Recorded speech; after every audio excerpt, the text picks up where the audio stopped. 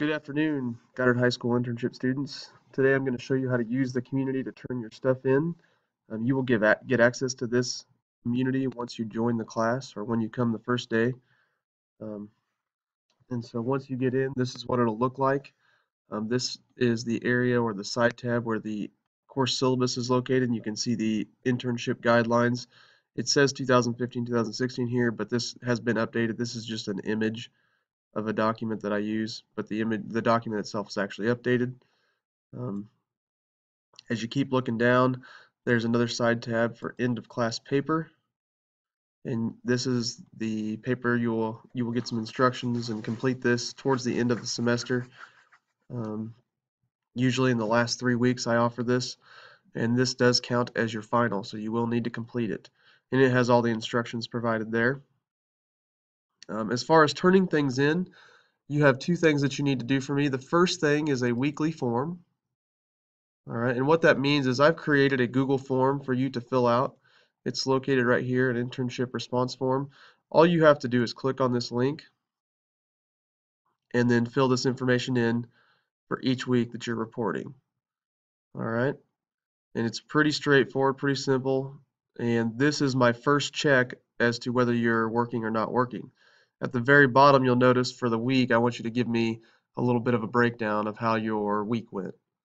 And it has, I think it has 7 days worth of submissions.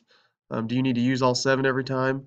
Well, not necessarily, because some of you only work 3 or 4 days a week. So that would be fine. Just plug in the first 3 or 4 and make sure you include the date, and you'll be fine.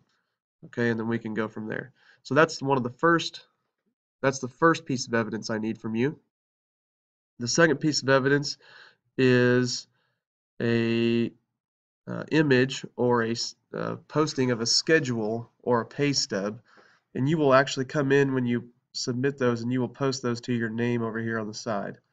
Now, I'm not going to show those here because I don't want people to see your stuff, but over here, this little pin is how you do this. You click your submission, and then if you've taken the photo, you can click photos and then go find your photo and post it that way.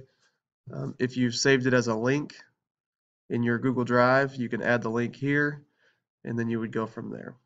Okay, and then just hit post. So let me walk you through an example here. I'll go grab a photo. I'll just grab any random photo. We'll grab my daughter here, and then we'll hit done.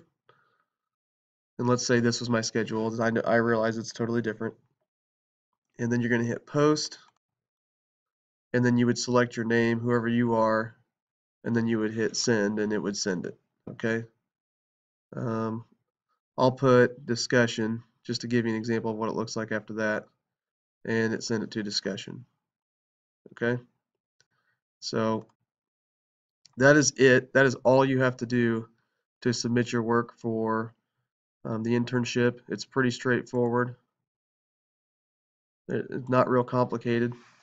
And then in your grade book, when you see your scores, the first thing you're going to see, where you want to see your individual breakdown of everything you've submitted will be in your Pride grade, because I have everyone who is in my work release program there in that location.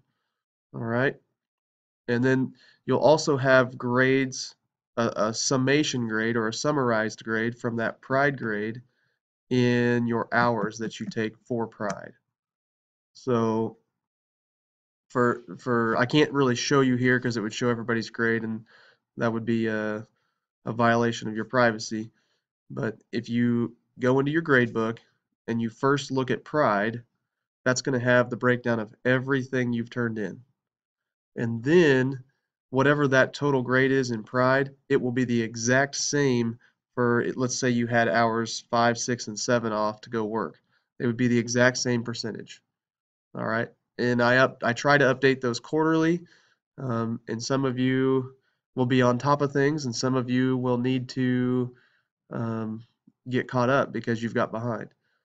Either way, the evidence should be there, and everything should have a timestamp on it, so it shouldn't, whether you turn it in right on time or whether you turn it in towards the end of class, it shouldn't be a big deal because the timestamp should be there with your evidence of working.